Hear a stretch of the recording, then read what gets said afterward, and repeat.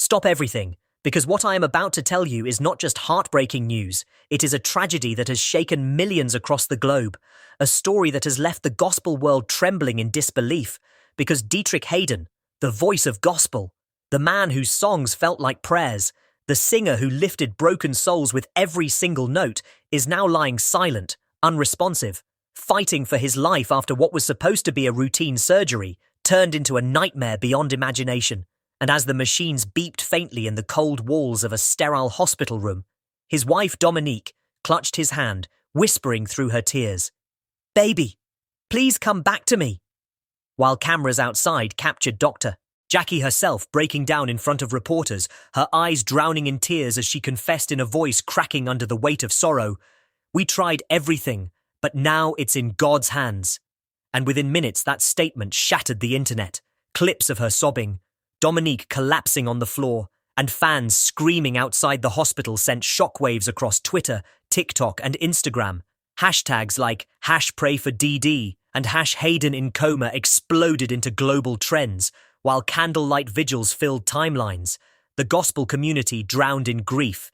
Yet the story didn't end there, because questions began rising like smoke from a fire, rumors spreading like wildfire, conspiracies exploding in every corner of the digital world. Was this just a complication, or was something darker being hidden?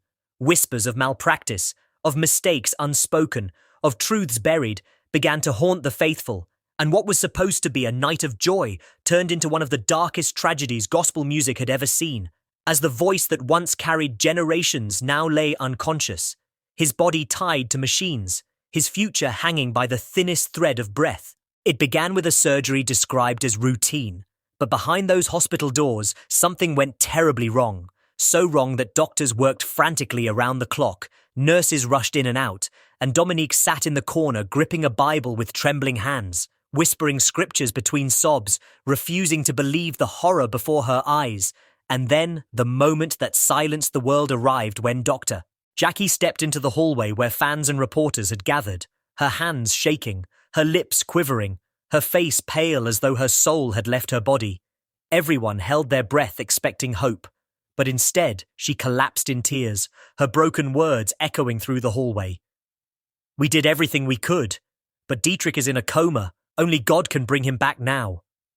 And silence fell so heavy it crushed hearts before chaos erupted like thunder, fans screaming, some falling to their knees, others covering their mouths and sobbing uncontrollably.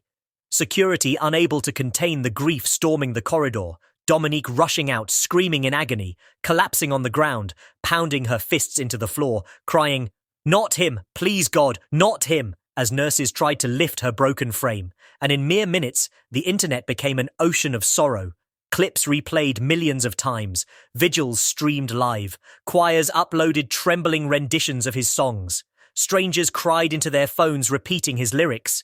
This was more than news. It was heartbreak unfiltered, raw, and the tragedy deepened as rumors took root. Whispers of critical mistakes, of cover-ups, of overdose theories, of negligence turned into global debate, and outside the hospital, the scene looked like a battlefield of grief.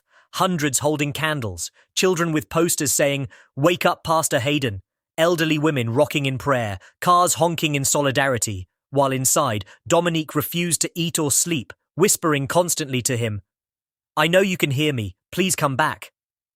While Dr.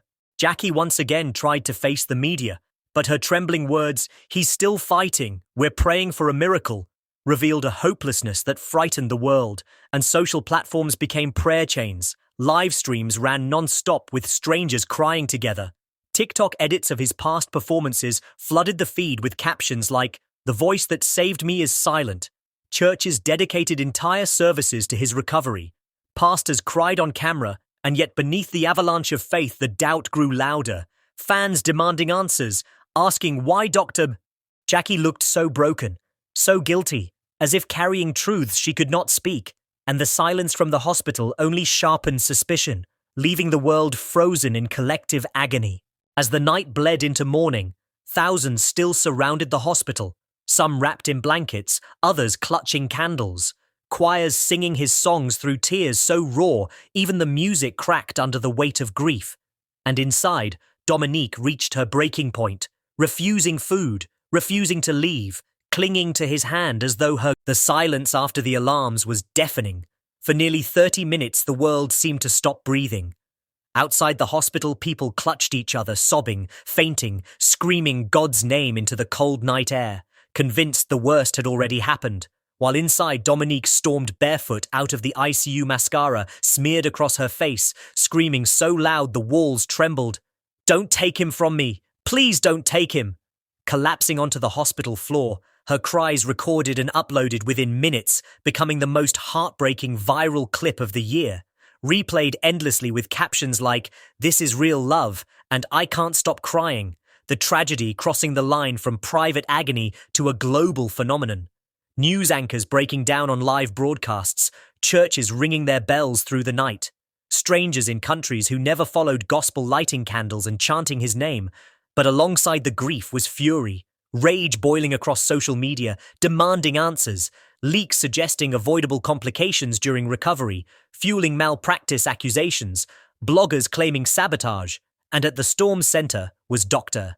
Jackie, once seen as a beacon of hope, now dragged through suspicion. Her breakdown clip dissected frame by frame, some saying it was guilt, petitions demanding truth gaining thousands by the hour, cruel memes branding her the doctor who silenced gospel's voice, until finally she reappeared trembling before cameras 2 days later, saying, "We are doing everything we can, but Dietrich's condition is critical. Please keep praying." Her tears flowing mid-sentence, but her plea only deepened division, half the world weeping with her, the other half convinced she was hiding more than she admitted. Meanwhile, Dominique unraveled completely, friends describing her as a shadow of herself, fainting from dehydration, refusing to eat or sleep, screaming when urged to rest.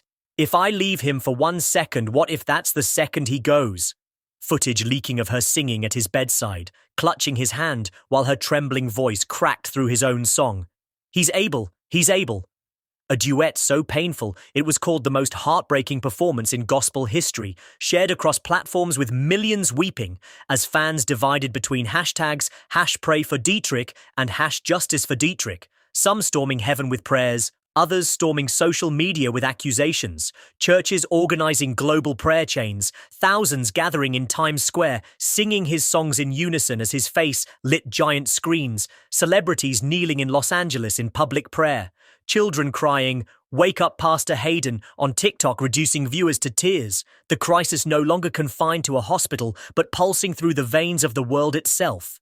Then a new storm hit, a leaked report claiming the surgery wasn't even necessary, that it had been elective, pushed forward despite warnings, rumors exploding that management forced it for image or insurance, some spinning darker theories of financial plots or spiritual warfare, the noise drowning reason, speculation feeding hysteria.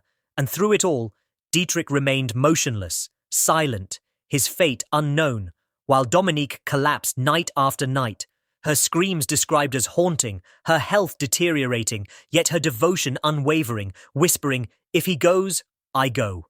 A line that became etched in headlines worldwide. As days passed, the vigil outside grew into a movement, choirs performing non-stop, people flying from across the country just to stand outside the hospital walls, and inside, every moment became a cliffhanger of hope or despair. Monitors beeping too loud, causing Dominique to collapse in sobs, every silence interpreted as final, fans live-streaming their prayers around the clock, gospel stations playing his music endlessly, each lyric turning into a farewell. And then one night, just as the hysteria reached its peak, fresh alarms went off inside the ICU. Chaos erupted, nurses running, Dominique's screams piercing the night again, the internet exploding with rumors of his death before anything was confirmed, hashtags #goodbye, Dietrich trending globally alongside #HoldOnDietrich, millions locked in their homes sobbing, churches opening in the middle of the night, bells tolling as though the heavens were being stormed, and still the hospital remained silent. No word, no press release. Only Dominique's shattered voice echoing in the corridors, her grief recorded and replayed by millions who could not look away. It became clear this was no longer just a medical crisis, it was a cultural earthquake, a spiritual battle fought in the hearts of millions, and as Dominique sang broken lullabies into his ear, as fans lit candles across continents, as anger toward Dr. Jackie boiled alongside prayers for miracles. The fate of Dietrich Haden hung suspended in unbearable tension. The voice that once commanded arenas, now a faint whisper at the edge of eternity.